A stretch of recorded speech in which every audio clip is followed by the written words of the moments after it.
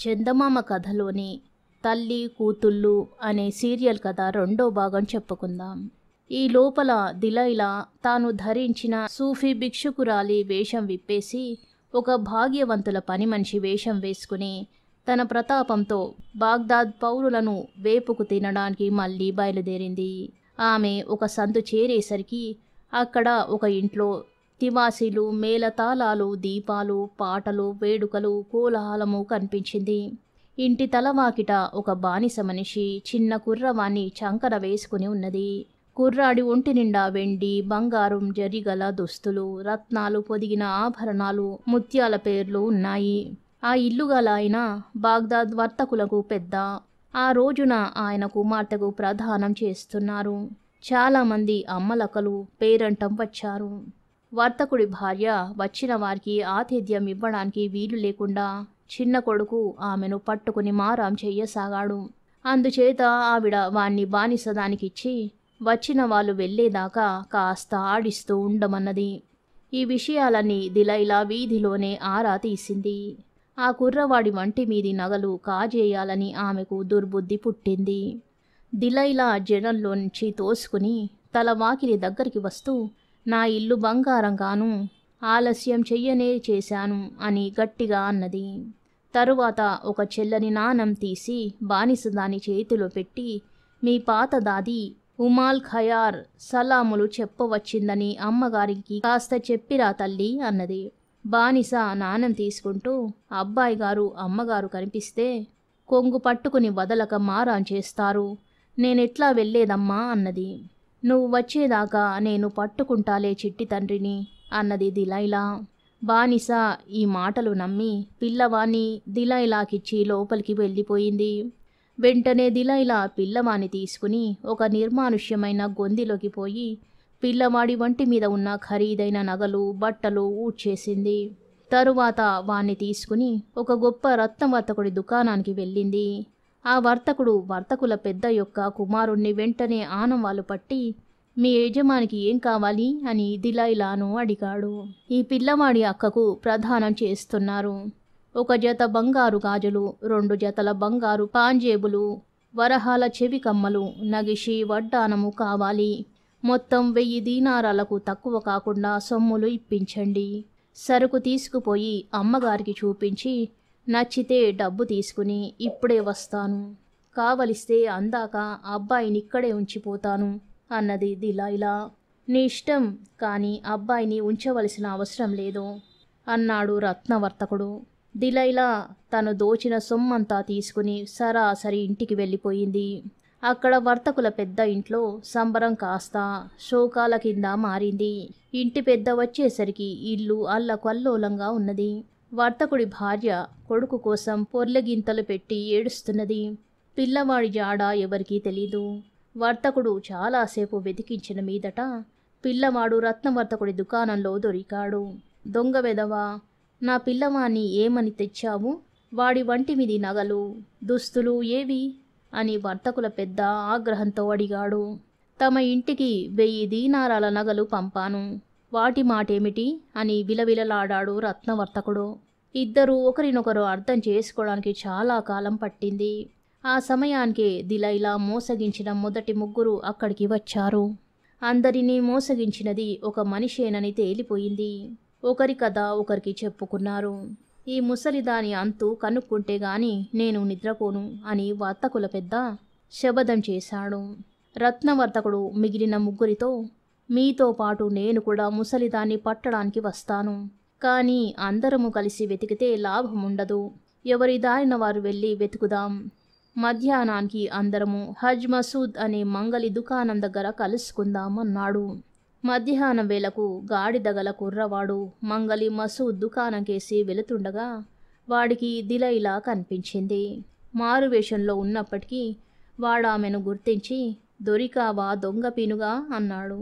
అదేమిటి నాయనా అన్నది దిలైలా అమాయకంగా. నా గాడిదను నాకిచ్చి మరీ మాట్లాడు అన్నాడు కుర్రాడు. ఎందుకట్లా అరుస్తావు? నీ గాడిదను నేనెత్తుకుపోయాననుకున్నావా?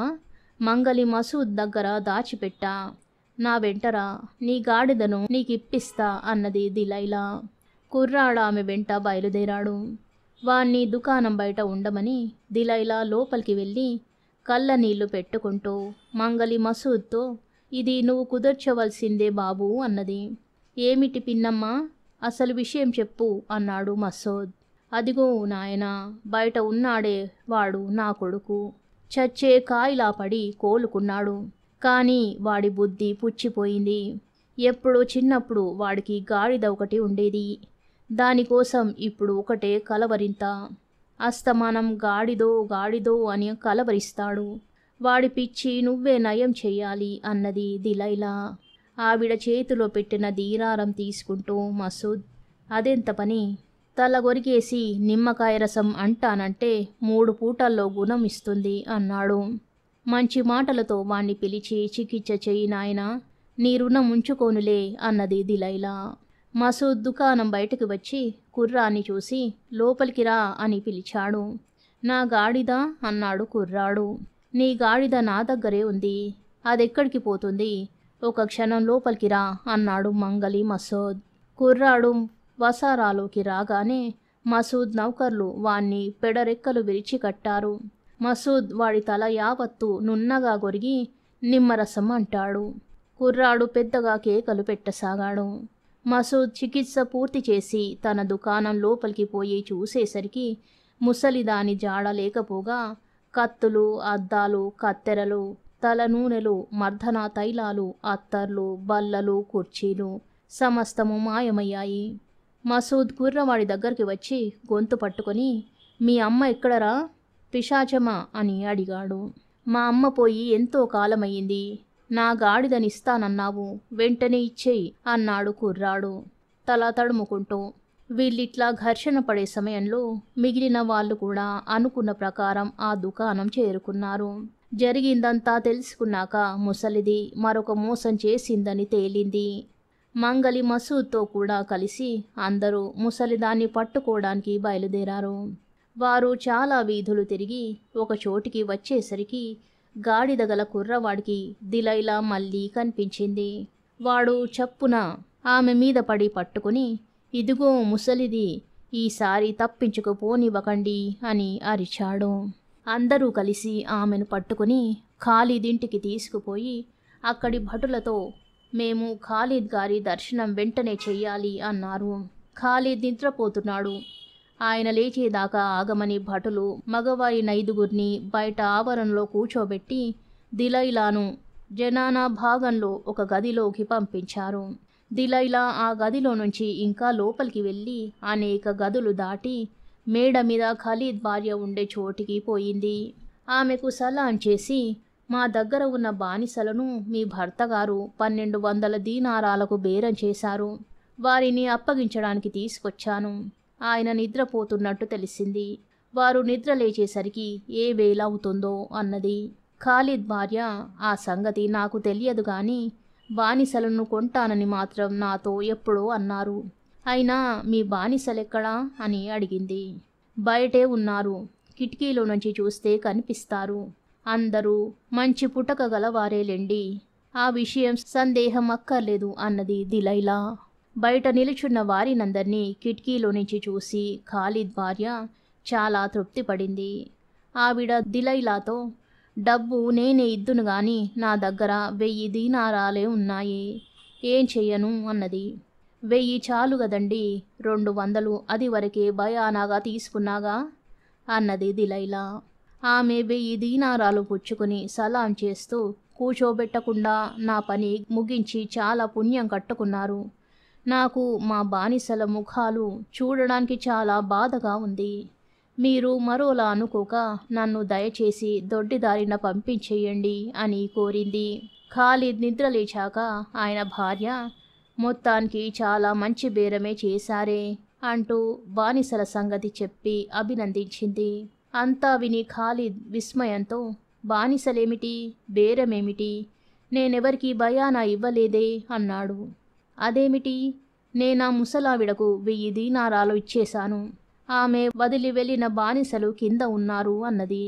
ఖాలిద్ భార్య ఖాలిద్ గబగబా కిందికి వెళ్ళి తన కోసం వేచి ఉన్న దుకాణందారును, కలంకారీ వాణ్ణి, రత్నాల వర్తకుణ్ణి, మంగలి మసూద్ను, గాడిదగల కుర్రవాణ్ణి చూసి చాలా ఆశ్చర్యపడ్డాడు. మీరేనా నేను కొన్న బానిసలు అని ఆయన వారిని అడిగాడు. ఇదేనా మీరు మాకు చేసే న్యాయం? మేము బానిసలమా? ఖలీఫాను అడుగుదాం పదండి అన్నారు వారు. ఆ సమయానికి ముస్తఫా కూడా అక్కడికి వచ్చాడు. ఈలోపుగా ఆయన తన భార్యకు ముసలిది చేసిన మోసం తెలుసుకున్నాడు. ఆయన ఖాలిద్తో, మీ నిర్వాహకం కింద ప్రతి ముసలితొత్తు తన ఇష్టం వచ్చిన కొంపలో జొరబడి అమాయక స్త్రీలను మోసం చెయ్యవచ్చులా కనబడుతున్నది. నా భార్యకు జరిగిన మోసానికి ఏం సంజాయిషి ఇస్తారు అని అడిగాడు. ఖాలిద్ కంగారుతో, అయ్యా, ఈ ముసలిదాన్ని శిక్షించే భారం నేను మీద వేసుకుంటాను. మీ అందరికీ దానివల్ల జరిగిన నష్టానికి పరిహారం ఇచ్చుకునే పూచి కూడా నాదే అన్నాడు. ఆయన మిగిలిన 5 తిరిగి, మీలో ముసలిదాన్ని గుర్తించగల వారెవరు అని అడిగాడు. 5 గుర్తించగలమన్నారు. మా వెంట 10 మంది భటులను ఇప్పించారంటే దాన్ని పట్టి తెస్తాం కూడా అన్నారు వాళ్ళు ఖాలిద్తో. వారు భటులను వెంటబెట్టుకుని కొద్ది దూరం వెళ్ళారో లేదో దిలైలా వారికెదురుపడి వారిని చూసి పారిపోబోయింది. కానీ వారు వెంట తరిమి ఆమెను పట్టుకుని చేతులు వెనక్కు విరిచి కట్టి ఖాలిద్ వద్దకు తీసుకుపోయారు.